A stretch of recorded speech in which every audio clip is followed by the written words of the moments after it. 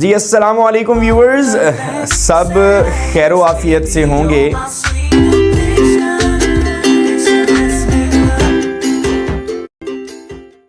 आज हम जिस टॉपिक के बारे में जीएस एकेडमी यूट्यूब चैनल पर बात करने वाले हैं वो है क्लास 10 का यूनिट 3, जिसे आप कहते हैं ट्राई अगेन। ज़िंदगी में अगर आपने कुछ बनना है, कुछ करना है, तो आपको दोबारा कोशिश करनी पड़ेगी। ये इतना अच्छा पैगाम दुनिया में दिया जाता है 10वीं के चैप्टर से कि लोग अगर इसको पॉजिटिवली लें तो आप क्या नहीं कर सकते। अगर आप इसको बिजनेस पॉइंट ऑफ व्यू से लें या आप इसको एजुकेशन पॉइंट ऑफ व्यू से लें, दोनों तरीके से आप इससे बहुत कुछ सीख सकते हैं। तो बात करते हैं कि जब आप ट्राई अगेन पढ़ लेंगे, दोबारा कोशिश करना पढ़ लेंगे, तो हम क्या सीख सकते हैं। After completing this unit students will locate synonyms in a thesaurus. जाहिर सी बात है कि वो लोग सीख जाएंगे कि थिसॉरस में मीनिंग्स कैसे ढूंढते हैं, तलाश करते हैं। सिनोनिम्स भी illustrate the use of degrees of adjectives and order of adjectives। degrees of adjectives जो कि ग्रामर है और order of adjective भी आपको क्लियर हो जाएंगे। illustrate the use of future indefinite tense, state the main idea of the poem। तो अगर आप इनकी एक्सरसाइजेज को बहुत अच्छे से पढ़ते हैं, देखते हैं, तो यकीनन आप इन सारी की सारी चीज़ों को बहुत आराम से, बहुत अच्छे से ग्रैब कर सकते हैं। सबसे पहले पेज 29 पर थीम पर बात कर लेते हैं। आपके सामने थीम लिखी हुई है, the message of the poem is universal. The poet says that when the world says give up hope whispers. जो शायर इस पोएम के ज़रिए कायनात में आपको पैगाम देना चाह रहा है वो ये है कि अगर आप ज़िंदगी में नाकाम हो गए हैं, आप कामयाब हो सकते हैं। अगर आप हार ना माने और देखिएगा कि उम्मीद ज़रूर सरगोशी करेगी, ज़रूर आपके कान में कहेगी, try it one more time. एक बार दोबारा कोशिश करें। The road to success is dotted with the many tempting parking places. आपने देखा होगा कि रोड पर बहुत से निशानात लगे होते हैं। So you should keep up trying again and again to cross this road। फिर आपको कोशिश भी तो करनी चाहिए कि आप उस रोड को अच्छे से क्रॉस कर सकें। उसके बाद अगर हम वोकेबलरी की बात कर लें तो वोकेबलरी में आपके सामने right meanings of the following words हैं, जो कि एक्सरसाइज ए है, और उसके बाद एक्सरसाइज बी है कि find synonyms of the following words. तो ये दोनों एक्सरसाइजेज आपके सामने अभी हम सॉल्व करेंगे, जिसको आप क्लियरली समझेंगे। और अगर आपने इस पोएम को समझ लिया तो that just can help you in the meanings plus in the understanding of the central idea and the main idea and your summary also. आप खुलासे को भी सीख सकते हैं और मरकज़ी ख्याल को भी, और आपको खुलासा समझ में आ जाएगा, समराइज़ करना आ जाएगी आपको समरी अपनी आपकी ये जो पोएम है try again. So we have written the meanings of the words which were asked in the vocabulary exercise A and the first word was heed। ठीक है जी, heed पूछा गया था और तवज्जो उसका मतलब है। persevere का मतलब है जी साबित कदम रहना। strive का मतलब है कोशिश, और case का मतलब है सूरत, और patience कहते हैं सब्र को। तो ये आपके जी वर्ड मीनिंग्स क्लियर हो गए, मतलब कि आपकी एक्सरसाइज ए समझ में आ गई आपको। अगर आपने एक्सरसाइज बी देखी है तो उसमें लिखा हुआ था कि find synonyms of the following words. तो जिसमें करेज था, जिसमें परसेवेयर है, कंकर है, डिसग्रेस है, हार्ड है और रिवॉर्ड है। तो ये इनके तलफ़ुज़ हैं जिन्हें इंग्लिश में कहते हैं प्रोनाउंसिएशंस। ठीक है, करेज का मतलब होता है जुर्रत, और जुर्रत का जो सिनोनिम है इंग्लिश में वो है आपका ब्रेवली। इसी तरह परसेवेयर परसिस्ट को कहते हैं कॉन्टीन्यूटी, साबित कदम रहना। कंकर कहते हैं फतह करने को, इंग्लिश में सिनोनिम है इसका विन। फिर डिस्ग्रेस तौहीन ज़िल्लत को कहते हैं, उसको आप इंग्लिश में सिनोनिम में इंसल्ट कह रहे हैं। इसी तरह हार्ड है मुश्किल वक्त, सख्त, और डिफ़िकल्ट इंग्लिश में कह रहे हैं, जिसे सिनोनिम कहते हैं रिवॉर्ड इनाम, और सिनोनिम इसका price. So every chapter, every poem, everything have a reading comprehension। ठीक है, ऐसी चीज़ जिससे आपने क्या करना है, अपने क्वेश्चन और आंसर्स को क्लियर करना है। Answer the following questions, what is the lesson taught in the first stanza.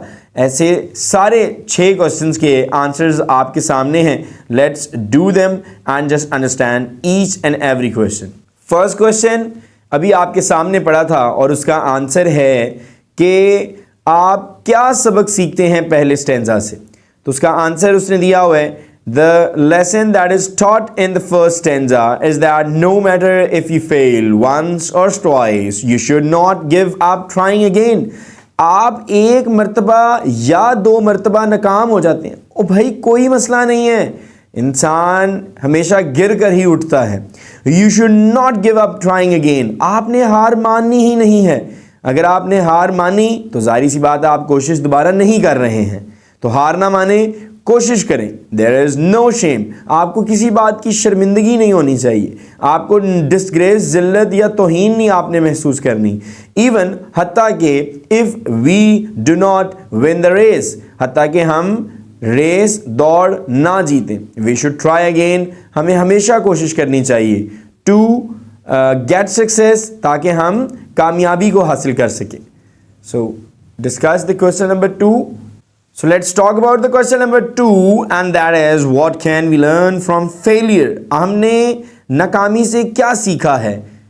We come to know about our weaknesses. याद रखिएगा, कारोबार है या आपकी पढ़ाई है, जब भी आप जान जाएं अपनी कमज़ोरी को और शॉर्ट कमिंग्स को, अपनी खामियों को, अपनी कमज़ोरियों को, आप देखिएगा आपकी नाकामी के अंदर ही कामयाबी छुपी हुई है। आफ्टर ओवरकमिंग दीज हर्डल्स, आप जब इन रुकावटों को काबू पा लेते हैं, सर कर लेते हैं, वी कैन गेट सक्सेस, हम बहुत आराम से कामयाबी हासिल कर सकते हैं।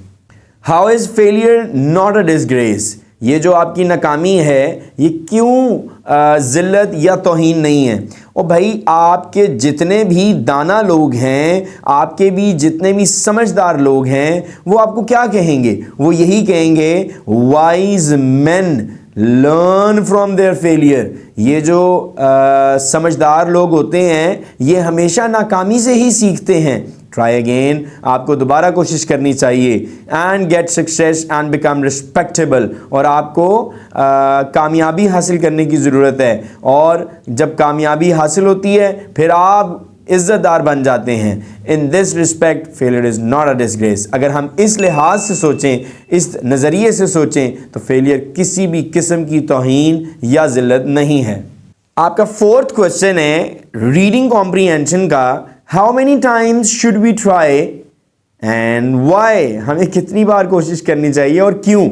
We should always keep trying, हमें हमेशा कोशिश करते रहना चाहिए, till we achieve our goal, जब तक हम अपने मकसद को हासिल ना कर लें तब तक आपने लगे रहना है और कामयाबी हासिल करने में पीछे नहीं हटना। क्वेश्चन नंबर 5 है what should we do if we find our task hard, हमें क्या करना चाहिए कि अगर वही काम जिसमें हम नाकाम हुए हैं और वो हमें मुश्किल लग रहा हो? We should try to fulfil our task even it may be hard, आपको अपने काम को दोबारा से पूरा करने की कोशिश करनी चाहिए, और अगर आपको ये मुश्किल भी लग रहा है हत्ता कि फिर भी आप दोबारा से कोशिश करें। We should not give up hope, हमने कभी भी उम्मीद का दामन या उम्मीद नहीं हारनी है, and keep trying till we are able to fulfil our goal, और कोशिश करते रहना है जब तक आप अपने मकासद को पूरा करने के एबल काबिल नहीं हो जाते। Give an example of struggle from your life, आपने मिसाल देनी है, कोई भी मिसाल दे दें अपनी ज़िंदगी में जहाँ पर आपने काफ़ी जद्दोजहद की हो। इन माई क्लास 8 जो उसके सालाने इम्तिहान थे, आई फेल बैडली, मैं बहुत बुरी तरह से नाकाम हुआ। बीइंग इल, क्योंकि मैं बहुत बीमार था। I could not prepare for the examination, मैं अपने इम्तिहानात के लिए तैयारी नहीं कर सका प्रॉपरली, अच्छे से मुकम्मल तौर पर। लेटर ऑन क्या हुआ? आई वर्कड हार्ड, मैंने फिर से मेहनत की, एंड गॉट ब्रिलियंट सक्सेस, और मुझे बहुत ज़्यादा कामयाबी मिली और मैं शानदार किस्म का कामयाब हुआ। ब्लॉक के क्वेश्चन आंसर्स रह जाते हैं, उनको भी हम साथ साथ ही देख रहे हैं ताकि आपको कोई कन्फ्यूजन ना रह जाए, क्योंकि ये आपके 33% बोर्ड में आएंगे 66% जो हैं वो आपके एक्सरसाइज तो आ ही रहे हैं, लेकिन जो 33% है वो आपके ब्लॉक के अंदर से आते हैं. So what does the word persevere mean? As we have done in this video, the persevere means साबित कदमी. हमने वैसे भी इसी वीडियो में कर लिया है कि उसका मतलब है साबित कदमी. The word persevere means persist steadily. आपने मुसलसल आहिस्ता आहिस्ता कोशिश जारी रखनी है in an action or a belief. और आपने मुसलसल और जो continuous efforts करनी है वो अपने अमल और अपने यकीन में करनी है. If we strive, it is no disgrace. Explain this sentence. अगर आप कोशिश कर रहे हैं, अगर हम कोशिश कर रहे हैं तो इसमें कोई तौहीन, कोई जिल्लत नहीं होनी चाहिए. आप इस जुमले की वजाहत करें. If we strive after failure, there is no disgrace in it. अगर आप कोशिश कर रहे हैं नाकामी के बाद भी, तो भाई इसमें किसी भी किस्म की जिल्लत या तौहीन है ही नहीं. Why is the poet repeating the sentence try again? ये जो शायर है ये नज़म के अंदर बार बार try again का लफ्ज़ क्यों इस्तेमाल कर रहा है? ताकि वो बता सके कि जो try again है वो कितनी अहम चीज़ है. The poet repeats again and again this sentence to make us aware of the importance of trying again. देखा, ताकि वो हमें बता सके कि कितनी ज़्यादा अहमियत है दोबारा कोशिश करने की, उसके बारे में हमें आगाह कर सके, इस जुमले के बारे में हमें आगाह कर सके. मैं पहले भी आप लोगों को बहुत मर्तबा ग्रामर की पॉइंट ऑफ व्यू से ये चीज़ों को क्लियर कर चुका हूँ, लेकिन मैं फिर आज इसी पेज पर दोबारा से 29 पर क्लास 10 यूनिट 3 में हम सिमिली को पढ़ रहे हैं. अब फिगर ऑफ स्पीच है जी ये, in which two apparently unlike things are explicitly compared usually in a phrase introduced by like और एज. तो फिर ये एक फ्रेज के अंदर इस्तेमाल होती हैं और इस सिमिली की सबसे बड़ी निशानी लाइक और एज है. He is as fast as a horse. आप देख सकते हैं ये एग्जाम्पल्स हैं सिमिली की. तो जो as और as यूज़ हो रहे हैं ये दोनों सिमिली हैं इस जुमले में. He is as fast as a horse. It is cold like ice. इतनी सर्दी है जैसे बर्फ हो. So let's talk about the page 30, and what is that? Select the choice that explains the meaning of a simile as it is used in the sentences. मैंने जैसे कि आपको बताया हुआ है कि simile और metaphor के अंदर ज़्यादा फ़र्क नहीं होता. तो अगर हम देखें यहाँ पर simile, तो simile क्या कहते हैं जी? As snug as a bug या as sweet as a apple pie. तो आपने देखा होगा या तो as का इस्तेमाल होगा या आपका like का इस्तेमाल होगा. जुमले में लिखा हुआ है जी on the cold winter day under the covers I kept as snug as a bug in a rug. अब वो कह रहे थे simile as snug as a bug in a rug means. अगर आपने इस पूरे जुमले में इस सेंटेंस को पढ़ लिया है और इस सिमिली को भी यूज़ को देख लिया है कि सिमिली का यूज़ क्या हुआ है और उसने आपको बता भी दिया है कि सिमिली ये है, तो इसका मतलब भी क्लियर कर दें. There were bugs in my bed. I was cozy in my bed. तो मैं अपने आप को सर्दी की वजह से बहुत ज़्यादा सर्दी या नींद महसूस कर रहा था. The new teacher was as sweet as apple pie. तो simile as sweet as apple pie का मतलब क्या है कि वो टीचर बहुत नाइस थी. ठीक है, तो मैंने जो जुमलों को टिक किया हुआ है वो करेक्ट वन है. The new teacher was nice. उसके बाद अगर आप देखें अपना third sentence. So we are on the third sentence. Their leader was as wise as an owl. The simile as wise as an owl का मतलब क्या है जी? The leader knew a lot of things. तो बहुत ज़्यादा जो leaders होते हैं उनको बहुत सी चीज़ों का पता होता है. The shopping center was like 3-ring circus the day before Eid. Like a circle. मैंने कहा था आपको as और like ये आपके सिमिली होते हैं. तो उसने कहा है जी शॉपिंग सेंटर के अंदर 3-ring circus the day before Eid का क्या मतलब है? The shopping centre was really busy. मतलब शॉपिंग सेंटर बहुत ज़्यादा मसरूफ़ था. Danish threw such a temper outburst over such a tiny thing he was acting like a baby. like a baby का मीन्स क्या है जी? दानिश जो था वो बच्चों वाली हरकत कर रहा था. was acting childish. Mohsin was as explosive as a volcano when he found out his bike had been stolen. बहुत ज़्यादा गुस्से में आ जाना. Mohsin was angry. जो simile explosive as in volcano है उसको आप Mohsin was angry कहेंगे. पेज 31 की बात करें, एक्सरसाइज सी की, fill in the blanks to make similes. आपने अब खुद लाइक और एज का इस्तेमाल करना है. Use the similes in the sentences. आपके सामने ये तमाम चीज़ें मौजूद हैं. इसके अंदर आपने लाइक और एज का इस्तेमाल करके सिमिली को पूरा करना है. मैंने आपकी फिल इन द ब्लैंक्स को जो है वो सॉल्व कर दिया है, तो उसमें एज ईजी एज आप देख सकते हैं कि सारी चीज़ें आपको आसानी से नज़र आ जाएंगी. स्लो, ठीक है. यहाँ पे एक चीज़ मिसिंग है जिसको आप कहते हैं एज. ठीक है जी, as slow as a turtle. ठीक है. और as quiet as a dove, as black as a coal, as tall as a giant, as sour as a lemon, as sweet as a honey. उसके बाद alliteration की बात कर लेते हैं. एलिट्रेशन मैंने वैसे पहले भी 9th क्लास में क्लियर हुई है, 10th में रिपीट हो रही है, तो आप ये अच्छे से सुन लें. ये समरीज़ के अंदर ही, आपकी पोएम्स के अंदर ही रिपीटेशन होती है इनकी. एलिट्रेशन क्या होती है? The repetition of the same sounds और the same kinds of sounds at the beginning of words और इन स्ट्रेस्ड सिलेबल्स. जैसे कि आप देख सकते हैं, she sells sea shells by the sea shore. तो सेल्स और सी शोर और सी शेल्स ये आपके क्या हैं? आपकी एलिट्रेशंस हैं. ठीक है. अब उसने एक्सरसाइज डी में भी कह दिया कि read the poem again and find out the examples of alliteration. आप जैसे कि देख सकते हैं कि हम आपको आंसर शो कर रहे हैं. It's a lesson you should heed if at first you don't succeed. तो यही आपकी जो एलिट्रेशन है आपको आपके पेज 28 पे मिलेगी. इसे कहते हैं this a lesson you should heed if at first you don't succeed. ठीक है. तो ये जो हीड और सक्सीड हैं इन्हें आप सेलेबल्स कहते हैं, और ये सारे के सारी जो दो मिसरे हैं जिनको आप दो लाइंस कह सकते हैं, ये मिसाल है आपकी एलिट्रेशंस की.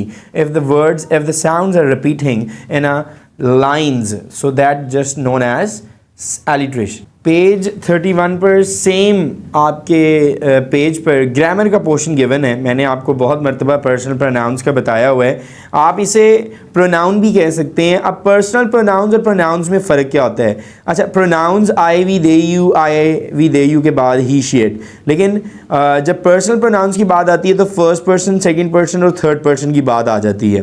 ठीक है. इसको बड़ी डिटेल के साथ पढ़ेंगे कि सब्जेक्ट प्रोनाउंस, ऑब्जेक्ट प्रोनाउंस और पोजेसिव प्रोनाउंस और first person, second person, third person क्या चीज़ है, कैसे इसको क्लियर करते हैं.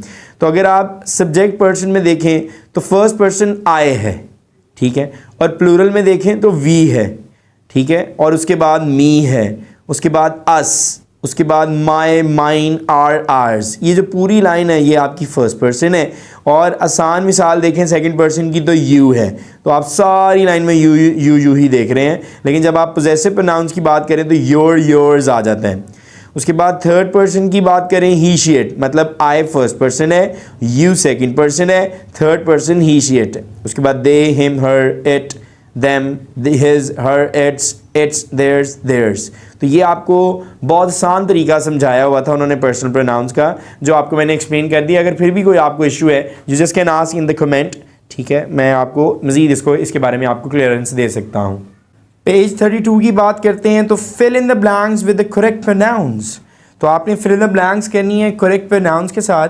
और अभी जो हमने first person, second person, third person को रीड आउट किया है उसके साथ आपने इन चीज़ों को क्लियर करना है.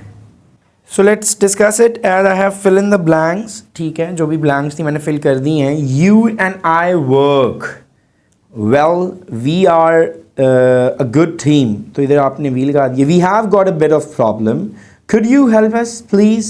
you और us, इसमें हमने पर्सनल प्रोनाउन फिट कर दिए. This is a good photo isn't it.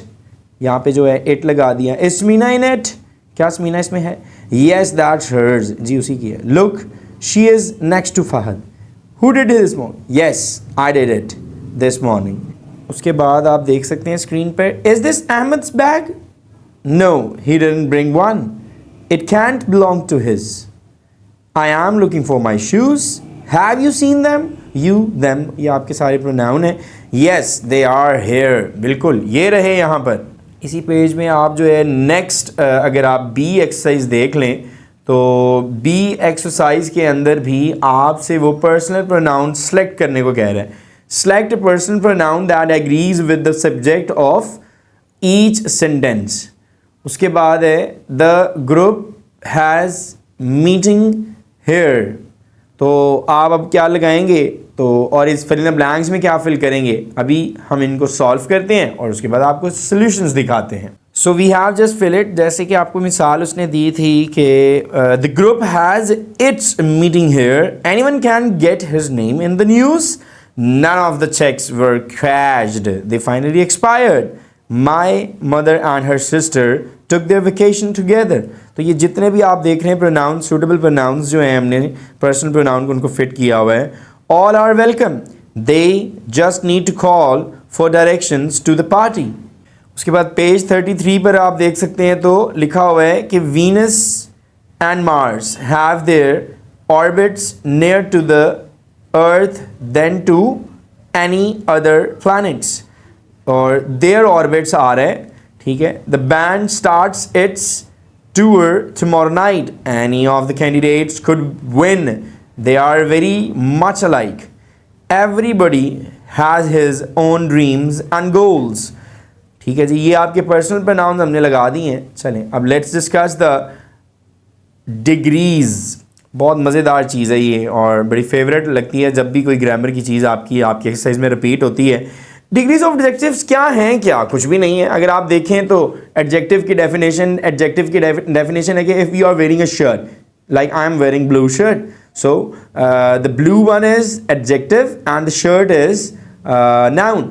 Noun की इंफॉर्मेशन में अगर कोई चीज़ इजाफा करती है तो वो एडजेक्टिव कहलाती है। इसी तरह एडजेक्टिव की टाइप्स तो होती नहीं है, लेकिन डिग्रीज ऑफ एडजेक्टिव ज़रूर होती हैं। अगर एक पॉजिटिव है, एक कंपैरेटिव है और एक सुपरलेटिव है। जैसे कि हार्ड, हार्डर और हार्डेस्ट हो सकता है, तो इंटरेस्टिंग, इंटरेस्टर और इंटरेस्टेस्ट नहीं हो सकता, तो उसको हम इंटरेस्टिंग, मोर इंटरेस्टिंग और द मोस्ट इंटरेस्टिंग कहेंगे। तो ये पॉजिटिव, कंपैरेटिव, सुपरलेटिव डिग्री आपके बोर्ड के पॉइंट ऑफ व्यू से बहुत ज़्यादा इंपॉर्टेंट है। तो क्यों ना हम साथ ही एक्सरसाइज सी को इन्हीं डिग्रीज की मदद से सॉल्व कर लेते हैं। So just be with us. अभी मैं आपको इनको फिल करता हूं और आपके सामने सोल्यूशन होगा। ये बहुत आसान आपको लगेगी इंशाल्लाह। Complete the sentences by supplying the correct degrees of adjectives. देखें, आप किसी एडजेक्टिव के साथ जो है आर और एस्ट लग जाता है और किसी के साथ नहीं लगता। My family and I went to visit Murray last summer. Of all the summers I have had, I would say this was the best.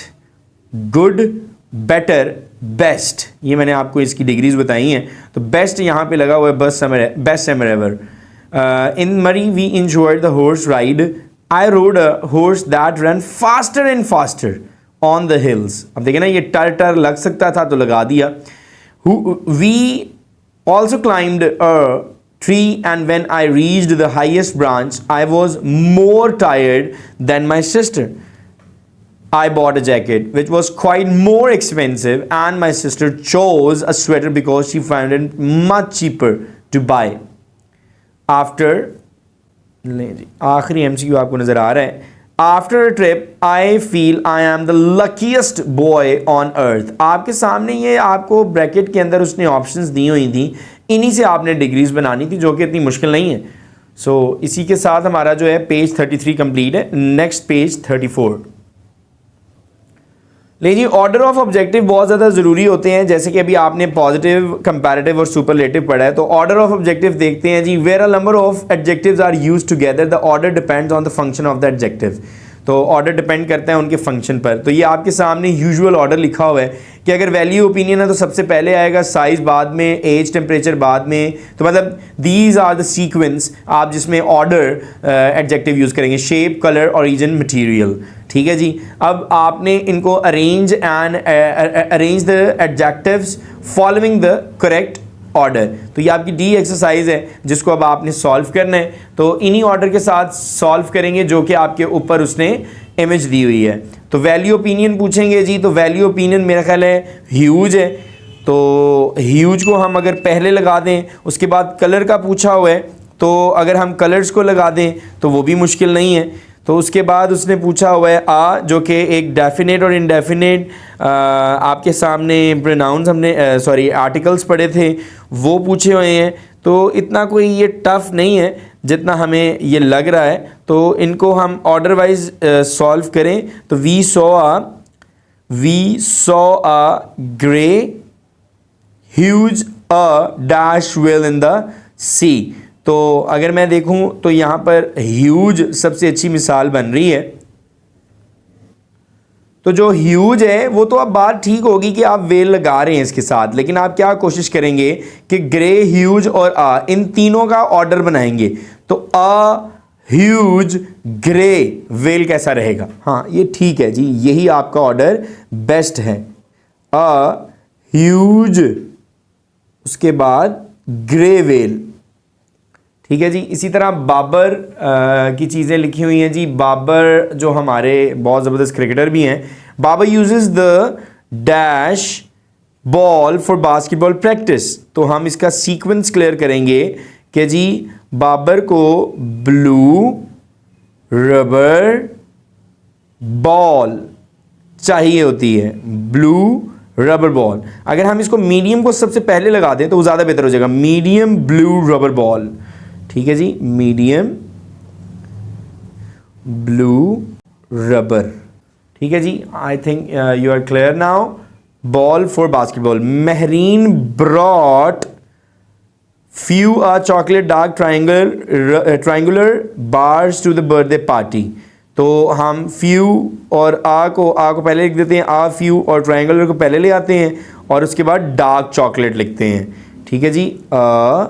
few उसके बाद triangular, ठीक है जी। आई थिंक स्क्रीन पे आपको नज़र आ रहा होगा डार्क चॉकलेट, डार्क चोकोलेट जिसको आप चॉकलेट कहते हैं। उसके बाद लिखा हुआ जी the pyramids of Egypt are made out of rock enormous rectangular dash boulders. Boulders भी चट्टानों और बड़े पत्थरों को कहते हैं। तो हम लिखेंगे जी इनॉर्मस पहले, ठीक है, इनॉर्मस पहले, उसके बाद रॉक, ठीक है। और अगर हम देखें तो इनॉर्मस रेक्टेंगुलर रॉक ज़्यादा बेहतर लग रहा है, इनॉर्मस रेक्टेंगुलर रॉक, इनॉर्मस बड़ा rectangular rock. Shahid can eat dash pizza slices, ठीक है। तो हम अगर 5 पहले ले आते हैं, थिन क्रस्ट स्क्वायर पिज़्ज़ा ज़्यादा अच्छा रहेगा।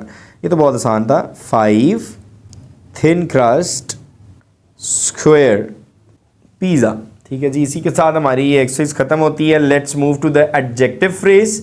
अब एडजेक्टिव फ्रेज अपना यहाँ पे क्या किरदार अदा कर रहा है ये भी आप सुन लें। बहुत आसान डेफिनेशंस होती हैं, इतनी मुश्किल नहीं है। जैसा आपने फोकस करना है, an adjective phrase is a group of words that functions like an adjective. अभी तो मैंने आपको एडजेक्टिव क्लियर किया था कि अगर मैंने शर्ट पहनी हुई है इस वक्त और वो ब्लू है तो ब्लू एक एडजेक्टिव है। तो अगर एडजेक्टिव फ्रेज भी एडजेक्टिव की तरह ही काम करेगा तो कितना आसान होगा। जैसे कि ब्लैक अम्ब्रेला लिखा हुआ है इज माइन, तो अम्ब्रेला एक नाउन है और उसके नाउन के बारे में तारीफ या मॉडिफिकेशन हो रही है। The umbrella with a broken handle, तो अभी तो हम अम्ब्रेला के बारे में ही ज़्यादा कुछ बता रहे हैं ना, ठीक है। तो जब आप अम्ब्रेला के बारे में ज़्यादा कुछ बता रहे हैं तो ये सारा एडजेक्टिव फ्रेज है, क्योंकि पहले तो एक था ब्लैक, अब ये विद अ ब्रोकन हैंडल, ये सारा का सारा है। अगर आप देखें इन एग्जाम्पल ए, जो एडजेक्टिव ब्लैक है वो डिस्क्राइब अम्ब्रेला को कर रहा है, और एडजेक्टिव बी में adjective phrase with a broken handle describes the umbrella, मतलब दोनों में अम्ब्रेला भी डिस्क्राइब कर रहा है।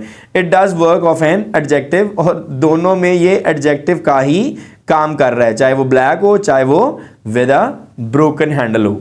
उसके बाद आपके सामने जी एडजेक्टिव फ्रेज की जो है वो डेफिनेशन आपने अभी पढ़ी है, और वो हमसे इन जुमलों के अंदर पूछना चाह रहे हैं कि जी आप बताएं, pick out the exercise E page 35, let's pick out the adjective phrase in each sentence. तो अगर हम ईच सेंटेंस में देखें, ही बोर अ बैनर, ठीक है। अब बैनर के बारे में अगर विद अ स्ट्रेंज डिवाइस को अंडरलाइन कर दें तो ये हमारा एडजेक्टिव फ्रेज बन जाएगा। उसके बाद the principle of this school is on leave, तो जो प्रिंसिपल के बारे में तारीफ हो रही है वो ऑफ दिस स्कूल है और वो इज ऑन लीव है। द डिसीजन ऑफ द जजेस, ठीक है, तो फाइनल के बारे में तो बात हो रही थी, लेकिन ये फाइनल के अंदर इजाफा है, लीव के अंदर इजाफा है। The tops of the mountains were covered with snow. तो माउंटेन की तो बात खत्म हो गई थी माउंटेन के जुमले पर, लेकिन कवर्ड विथ स्नो आपका एडजेक्टिव फ्रेज है। The runner in the rear, जो बैकवर्ड भागते हैं ना, पीछे वाले सेन में, उसको कहते हैं डिड नॉट क्वालिफाई। जो पीछे की तरफ भाग रहे हैं या पीछे रह गए हैं वो कभी क्वालिफाई नहीं करते। तो मुझे उम्मीद है कि आपको एडजेक्टिव फ्रेज भी समझ में आ गया होगा। साथ ही future indefinite, the most likable things of English. Tenses के अंदर सबसे अच्छी चीज़ लगती है मुझे ये, आपके टेंसेस डिस्कस करना, उनकी टाइप्स, उनकी क्लासिफिकेशंस, उनके मेजर टेंसेस, वो ज़्यादा मज़ा आता है। जैसे कि हमने पीछे अभी पढ़ा था पास्ट इंडेफिनिट टेंस, इसी तरह हम अब पढ़ रहे हैं future indefinite tense. Future indefinite tense के अंदर फर्स्ट फॉर्म ऑफ वर्ब लगती है जी, ये आपको क्लियर होना चाहिए करने से पहले। और इसके अंदर विल और शेल का इस्तेमाल होता है। नहीं जी, कितना आसान है, मैंने तो आपको साथ समझा ही दिया कि इसके साथ होता क्या है। So don't just feel any difficulty in any tense. आपको पर्सनल क्लास भी लेनी है टेंसेस के मुताबिक तो आप ले सकते हैं इंशाल्लाह। In 1 month 2 month you will be clear about each and every bit of tense, चाहे वो उर्दू से इंग्लिश करना है, चाहे वो इंग्लिश टू इंग्लिश करना है। I am there to help out you in any tense you are just feeling tough और in difficulty. Put in will or be going to in these sentences. आपने जो है या तो will लगाना है या be going to fit करना है। तो अगर हम पहले जुमले में देखें तो we don't have any bread. I know I will get from the shop. I will get from the shop. We don't have any bread. Really? I will get some from the shop then.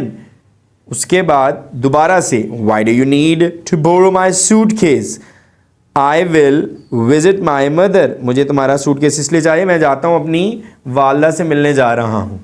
उसके बाद अगर आप देखें तो I am really cold.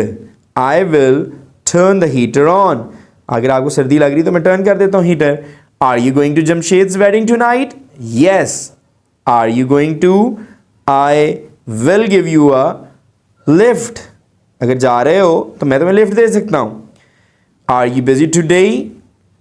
Would you like to have a coffee? Sorry, I will go to the library. I will go to the library. I have been planning to study all day. Why are you carrying a hammer? आप hammer क्यों साथ लेकर जा रहे हैं? I will be going to put up some pictures. So after completing page 35, we are on the last page of this exercise, that is the 36th page. Oral communication skills हमेशा आप लोगों को सिखाया गया कि आप बात किस तरह कर सकते हैं। अगर आपको बात करनी आती है, so that is the most easiest thing of the language English. Oral communication skills, useful expressions आपने शो करने हैं एंगर के। I have just had enough, मेरे पास बहुत ज़्यादा हैं पैसे। That's going a bit too far, मुझे लग रहा है बहुत दूर हो जाएगा काम। आर यू बीइंग फनी, क्या आप मुझे मजाक करके दिखाना चाह रहे हो? Who do you think you are, क्या लगता है आप हैं? ये सिचुएशंस हैं जी, आपने इनको आर्ग्यूमेंट के अंदर सपोज कर लेना है और उसके बाद आपने अपने दोस्त और अपने दरमियान बातचीत शुरू करनी है। How will you express your anger, तो तुम भी फिर बताओगे कि तुम किस तरह अपने गुस्से को जाहिर करोगे। उसके बाद द राइटिंग स्किल्स, आपके जो सबसे इम्पॉर्टेंट चीज़ें रह जाती हैं और मैं आपको हमेशा बताता हूँ कि राइटिंग स्किल्स आपकी बहुत आसान चीज़ें होती हैं, लेकिन why we just feel difficult because we just lack of practice. Writing skills के अंदर वो कह रहा है explain the main idea poem, आपने जो पोएम का मेन आइडिया है वो क्लियर करना है। उसके बाद paraphrase the stanzas of the poem आपने करना है, ठीक है जी। और पैराफ्रेज ऑफ द स्टैंजा के लिए बहुत आसान सी चीज़ है कि tips to paraphrase the stanza, आपने सेंट्रल आइडिया को समझना है, रीस्टेट मैसेज देखना है कि वो क्या बताया जा रहा है, पोइटिक वर्ड्स भी आपने यूज़ करने हैं। उसके बाद आपने write a summary of the poem try again भी लिखनी है और write a paragraph of hard work is the key to success. आपने ये सारी चीज़ें जब लिखना शुरू करनी है, जो कि आपको इस वीडियो के बिल्कुल आखिर में मिलने वाली हैं, उससे आपकी राइटिंग स्किल्स बेहतर हो सकती हैं। And try to make these things by your own self. So हम जो समरी के पोर्शन में अगर बात करें तो ये ही सेम पेज 36 पर आपको जो है राइटिंग स्किल्स नज़र आ रहे हैं। वो कह रहा है जी, explain the main idea of the poem. Let's see the main idea of the poem. जी ये आपके सामने जो है मेन आइडिया डिस्कस किया हुआ है, तो इसको हम रीड आउट कर लेते हैं। ये जो ट्राई अगेन है वो विलियम एडवर्ड हिक्सन ने लिखी हुई है। तो हम अगर मेन आइडिया की बात करें तो the main idea of the poem is that no matter in whatever problem you are never despair. ओ भाई, इससे कोई मसला नहीं बनता।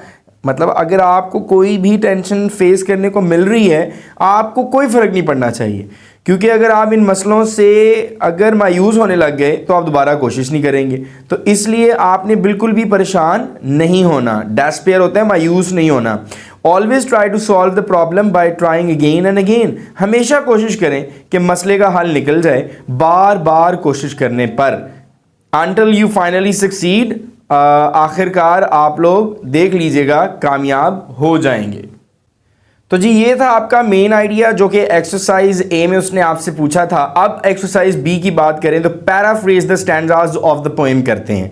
पैराफ्रेज कैसे करते हैं जी, आपको टिप्स दे देते हैं जी। पैराफ्रेज स्टैंजा को कैसे करते हैं, आपने जो है सेंट्रल आइडिया को रीड करना है स्टैंजा के लिए और रीस्टेट मैसेज करना है। आपको उसी स्टैंजा के अंदर दोबारा से मैसेज देना है कि जी स्टैंजा के अंदर क्या बताया हुआ, replace poetic words with simple ones. और जो भी शायरी के अंदर अल्फाज इस्तेमाल हुए हैं, आपने कोशिश करना है कि आप सिंपल वर्ड्स को इस्तेमाल करें।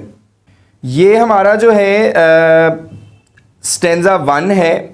This a lesson you should heed, ये सबक है जिस पर तुम्हें heed तवज्जो देनी है।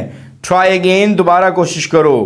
If at first you don't succeed, अगर आप पहली मर्तबा कोशिश करने के बाद कामयाब नहीं होते, try again, आपको दोबारा कोशिश करनी चाहिए। Then your courage should appear, फिर ही तो आपकी करेज नज़र आएगी, फिर ही तो पता चलेगा। जाहिर होना, अपीयर जाहिर होना, फिर ही तो आपकी हिम्मत नज़र आएगी जब आप दोबारा कोशिश करेंगे और सब्र के साथ काम करेंगे।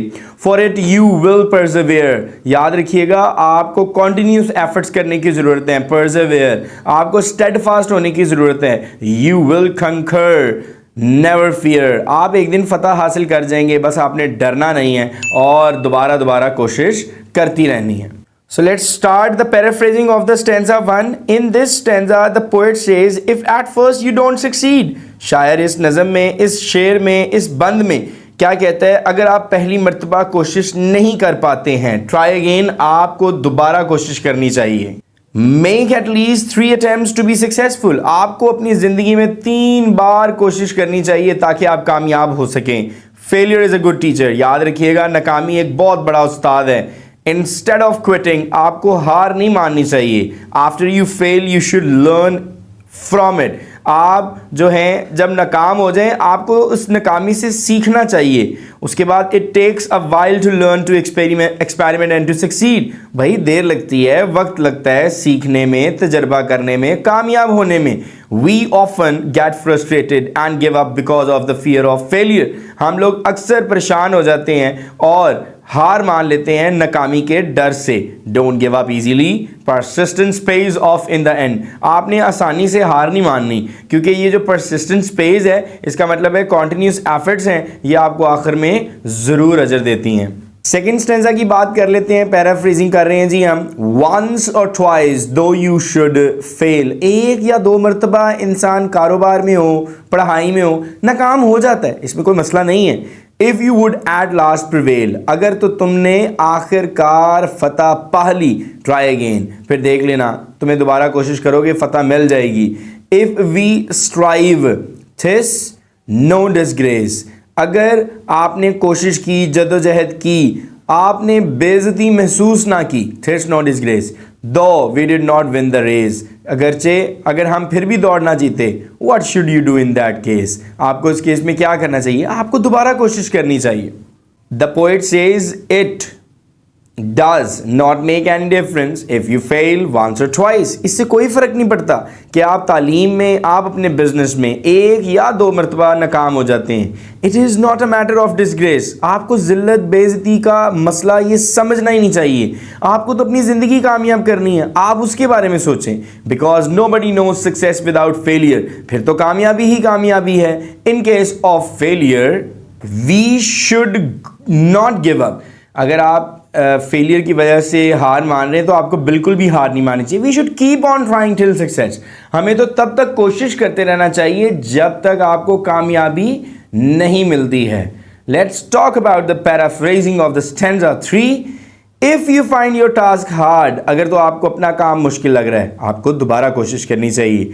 Time will bring you the your reward, वक्त आपको इसका इनाम देगा, आपको दोबारा कोशिश कर लेनी चाहिए। All that other fall can do, अगर दूसरे लोग कर सकते हैं, दूसरे रिश्तेदार कर सकते हैं, why with patience should not you, आप क्यों नहीं सब्र के साथ कर सकते, आप क्यों परसिस्टेंस के साथ नहीं कर सकते।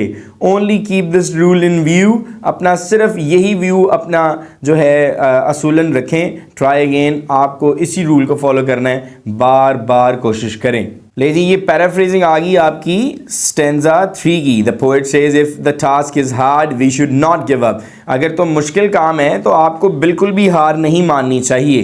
Because of the fear of failure, नाकामी के डर की वजह से, खौफ की वजह से आपको हार नहीं माननी चाहिए।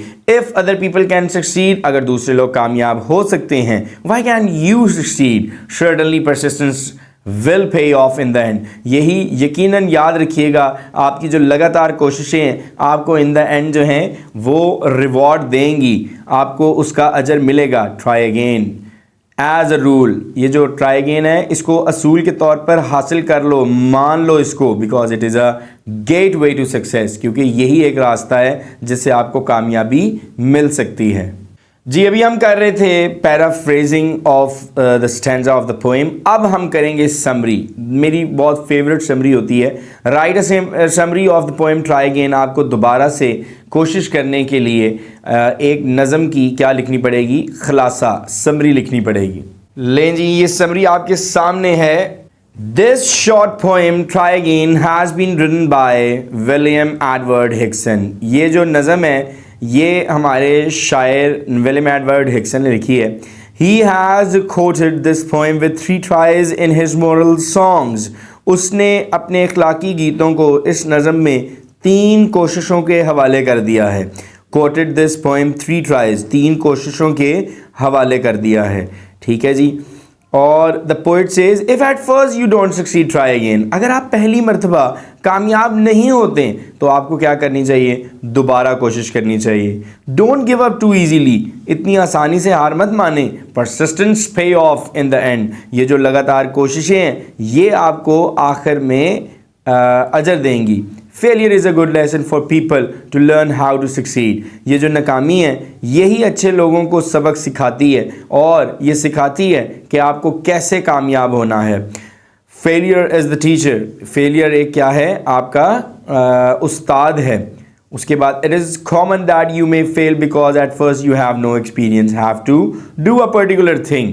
आपको, ये बड़ी आम बात है कि इंसान पहली मरतबा तजर्बा ना होने की वजह से नाकाम सा हो जाता है, क्योंकि वो उस ख़ास चीज़ का तजर्बाकार नहीं होता। Instead of quitting after you fail, आप हार मानने के बजाय जब आप फेल हो जाते हैं आपने हार नहीं माननी। You should learn from your failure, क्योंकि आपको नाकामी से सीखना है। Failure means you have done something wrong. We can not always be successful the first time. Failure का मतलब है कि हमने कुछ ना कुछ तो गलत किया है और वो जो गलत किया है उसी की वजह से हम पहली मर्तबा कामयाब हमेशा नहीं हो सकते। जो गलत किया है उसको ठीक करने की कोशिश करें और जब वो ठीक हो गया तो आप क्या हो जाएंगे, आप कामयाब होंगे। लेकिन याद रखिएगा इस चीज़ को वक्त देना पड़ता है। इट टेक्स अ वाइल, ये वक्त लेता है टू लर्न, सीखने के लिए, तजर्बा करने के लिए और कामयाब होने के लिए। वी ऑफन गेट फ्रस्ट्रेटेड, बिल्कुल इंसान बहुत मर्तबा ऐसा आता है कि वो परेशान सा हो जाता है। We may even give up because of the fear of failing, क्योंकि हम तो हार मान लेते हैं। किस वजह से? डर की वजह से, नाकामी के डर की वजह से हम हार मान लेते हैं। इट इज़ सर्टेन, ये एक आम बात है, ये इतनी कोई वो नहीं है कि इंसान जो है नाकामी से डरता नहीं है। That will have to go through great difficulties, क्योंकि आपको यकीनन गुजरना पड़ेगा बहुत सी मुश्किलात से before we reach our goals in our lives. अपनी ज़िंदगियों के मकासद को हासिल करने के बाद, पहुँचने से पहले आपको थ्रू ग्रेट डिफ़िकल्टी से गुजरना पड़ेगा। नोबडी नोज़ ओनली सक्सेस, जो हर कोई है, नोबडी नोज ओनली सक्सेस, जो हर कोई है वो कामयाबी से आशना नहीं हो सकता, उसको कामयाबी हासिल नहीं हो सकती।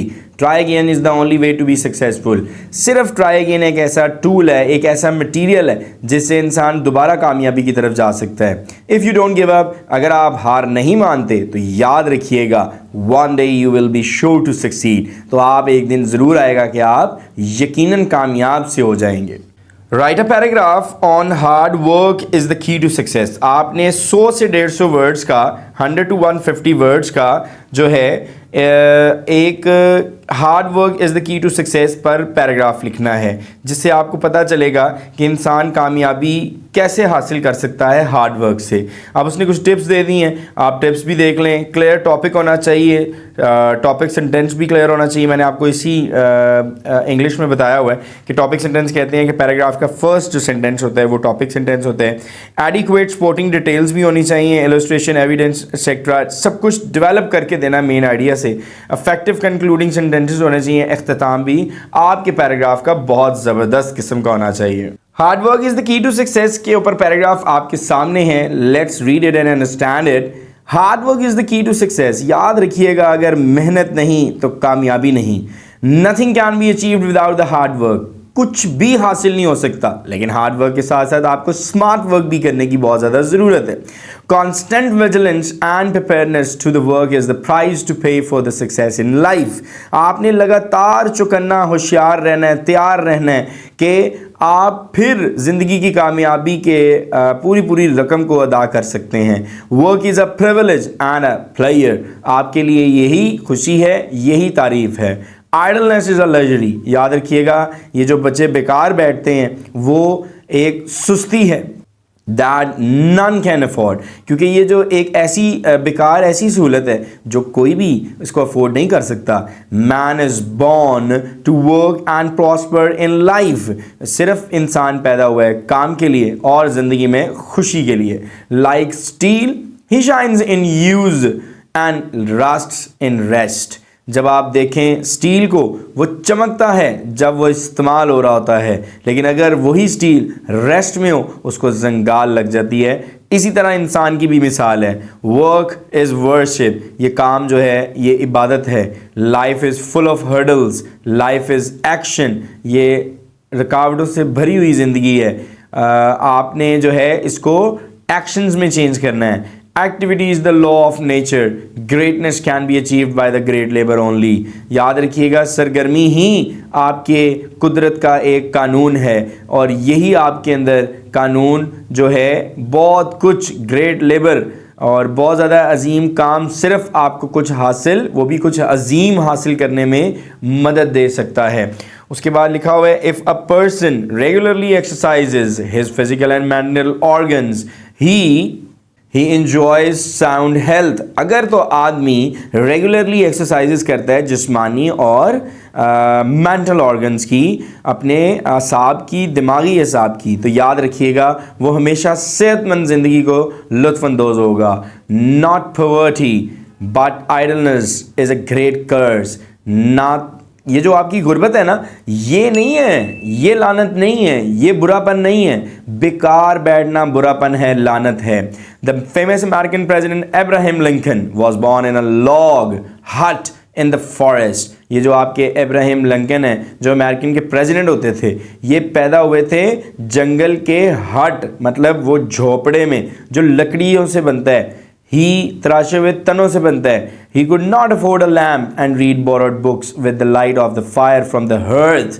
वो तो किताबें ही नहीं अफोर्ड कर पाते थे, वो तो सिर्फ उदार किताबें लेते थे, पढ़ते थे रोशनी के नीचे, और वो उस रोशनी के नीचे जो हमारे चूल्हे की आग होती है। He worked hard and got brilliant success. उसने सिर्फ मेहनत की और उनको एक बहुत शानदार कामयाबी मिली। तो बच्चों, आपको भी सिर्फ कामयाबी तब मिल सकती है अगर आप मेहनत करें और उसके साथ स्मार्ट वर्क भी करें, अपनी स्किल्स को बेहतर करें, अपनी टेक्नोलॉजीज़ को यूज़ करें, अपने स्किल्स को जितना ज़्यादा पॉलिश कर सकते हैं उतना करें। We can sum by saying the greatness. हम इस पैराग्राफ को इस तरह इख्तिताम करते हैं कि ये जो हमारी कामयाबी और अजीमपन है, ये सिर्फ़ और सिर्फ आप अजीम और कामयाब सिर्फ तब हो सकते हैं जब आप हार्ड वर्क करें, जब आप ईमानदार हों, जब आप सेल्फलेस वर्क करें, मतलब कि आप बिल्कुल मेहनत वाला काम करें जिसमें सिर्फ मेहनत ही मेहनत हो। उम्मीद है कि आपको सारी चीज़ें क्लियर हो चुकी होंगी। अगर आपको कोई भी क्वेश्चन है, GS Academy यूट्यूब चैनल पर आप क्वेश्चन कर सकते हैं। आप डिस्क्रिप्शन में सारी चीज़ें देख सकते हैं, आपके पास टाइमलाइन है। वीडियो को पूरी देखिएगा, इंशाल्लाह आपको समझ में आएगी, और अगर ना समझ में आए तो आप कमेंट में मुझसे रब्ता कर सकते हैं। And if you just need our home tuition, just contact us as soon as possible. We just can prepare your exams in 1 month और इन 20 days। ये डिपेंड करता है बच्चा किस लिहाज से पढ़ने आया है और कितनी नॉलेज गेन करने आया है। Thank you so much. आज के लिए अल्लाह हाफिज़, फिर मिलते हैं। Stay tuned with GS Academy YouTube channel. Thank you for watching. GS Academy.